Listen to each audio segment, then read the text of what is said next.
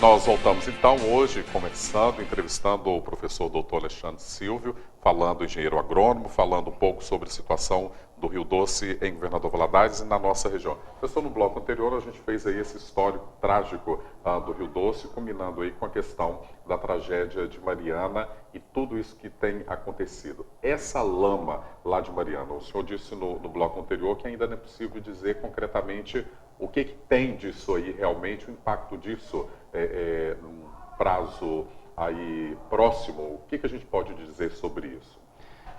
Gilei Márcio, a situação é a seguinte: uma barragem de rejeitos, ela não se forma da noite para o dia. Na realidade, uma empresa de mineradora, ela cria essa barragem, e essa barragem é barragem de anos, de décadas. Então você tem materiais nessa barragem que foram extraídos recentemente, que estão na parte de cima, e você tem materiais mais antigos, que foram extraídos por processos e modelos antigos, que estão na camada de baixo. Então esse rejeito, ele não é uniforme. Você tem rejeito com características diferentes ao longo da deposição desse material. E estava tudo lá? Tudo lá armazenado. Inclusive são 3 barragens, uma delas, a maior de todas, ela tem mais de 20 anos. Então é um material de extração que na época você tinha equipamentos e sistemas antigos. Então nós não podemos afirmar que o material que foi depositado há 20 anos atrás é o mesmo que foi depositado agora. Então uma barragem rompeu, esse material se misturou, né, e desceu pela cabeceira lá do rio Galaxo, né, que fica o primeiro rio que a barragem encontrou. Existem estudos a respeito desse material, vários estudos, inclusive teses da UFOP, da UFMG, com relação a algumas características físico-químicas, mas não existe um detalhamento dessas informações. E essa é a nossa grande preocupação com relação à qualidade desse material. Agora, esse material continua descendo, independente agora desse período de chuva, porque isso está parado lá. Queria que o professor falasse um pouco sobre isso. Podemos afirmar que em torno de 70% a 80% do material ainda está depositado naqueles vales.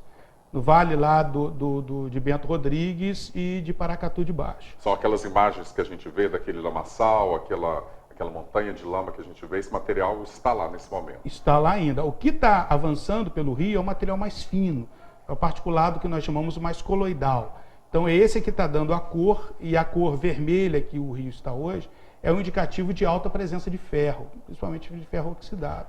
Só que o que tem além do ferro? Nós ainda não sabemos. Os estudos que têm sido realizados têm comprovado que a presença de ferro, manganês, argila, silt, alguma sílica também. Mas em quantidades menores? O que nós temos? Será que nós temos alguns compostos tóxicos? A própria discussão dos metais pesados. A gente não pode afirmar dentro desse processo. Mas o Rio do Carmo, historicamente, é um rio em que se tinha muito extração de ouro. Garimpo mesmo, até mesmo garimpo clandestino. Os garimpeiros, quando saíram daquele rio, largaram aquele rio completamente lotado de mercúrio. Então a lama pode ter realmente trazido esse mercúrio. Isso pode também ter sido tudo movimentado agora nesse momento com a tragédia. Exatamente. Então foi detectado mercúrio do processo, mas muitos desses metais que estão depositados ao longo da bacia, eles podem ter sido deslocados do fundo do rio e realmente tomado o caminho do mar. Então nós temos uma situação extremamente complexa e grave aqui na bacia, e principalmente para nós que moramos aqui em Governador Valadares, que estamos consumindo a água do Rio Doce. O que significa consumir essa água? Então, mesmo diante aí desses laudos todos que estão sendo divulgados, com isso que o professor está dizendo? A questão principal, acho que temos que fazer 2 conjecturas muito importantes. A primeira é a questão da análise oficial, as análises técnicas oficiais. O que a empresa fala, é claro que a empresa, a posição dela, ela vai se defender sempre falando da qualidade da água. Isso aí é óbvio e nós temos que duvidar sempre mesmo. Mas quando você tem vários órgãos oficiais que fazem essa análise, a promotoria pública, o Poder Judiciário marcando em cima o SAAI, com relação à qualidade da água, e os laudos sendo emitidos com relação à qualidade dessa água, é um ponto de confiança. Nós temos que confiar nesse processo, nós temos que confiar em alguém, em algum órgão. Nós temos que ter esse processo de confiança. E os órgãos oficiais, eles têm que ter essa credibilidade junto à população. Então nós temos esse aspecto com relação à qualidade da água. Agora, existe a própria questão psicológica do indivíduo, da própria população, que vê uma água no Rio Doce com essa cor, né, com essa quantidade de particulados imensa, ainda mais agora com as chuvas, eles aumentaram novamente, e transformar essa água numa água potável. Isso é possível tecnicamente, sim, mas e com relação a alguns elementos de menor concentração? Né? Por exemplo, está se discutindo muito a questão da presença da amina, que é utilizada no processo de mineração. A amina é realmente um produto tóxico, mas será que ela realmente está se deslocando ou está sendo disponibilizada na água potável?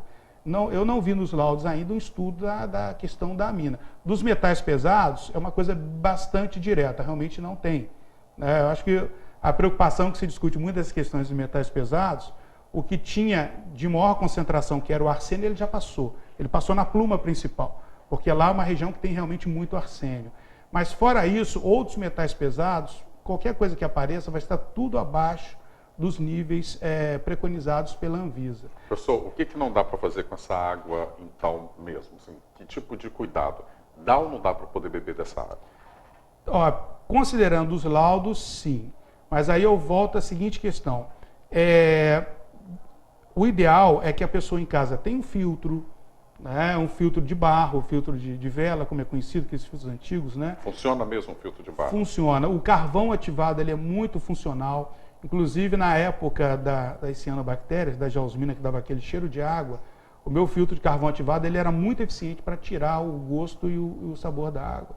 Tem uma capacidade de troca ali muito boa para reter qualquer material que venha a passar por isso. Eu só não recomendaria realmente tomar água direto da torneira. Isso até mesmo por conta da própria questão da distribuição de água na cidade, que a nossa tubulação ela é muito antiga, é tubulação de ferro ainda, tem muitos vazamentos, muitos rompimentos.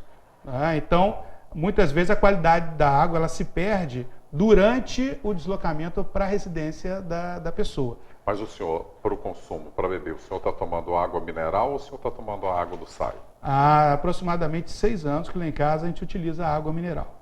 Mas eu utilizo a água do SAI, pegando do filtro, do filtro, fazer café, fazer comida, os alimentos lá em casa, lavagem, tudo, escovar dente, sem problema nenhum. Tudo nós fazemos com essa água. Apenas a água para consumo, realmente, eu utilizo e continuo utilizando a água mineral, que já faço desde a época das cianobactérias. Ok, nós vamos fazer um outro intervalo, professor, e voltamos em instantes, ainda falando sobre o Rio Doce em Governador Valadares, toda essa situação histórica também das tragédias envolvendo aí o nosso Rio Doce. Voltamos em instantes.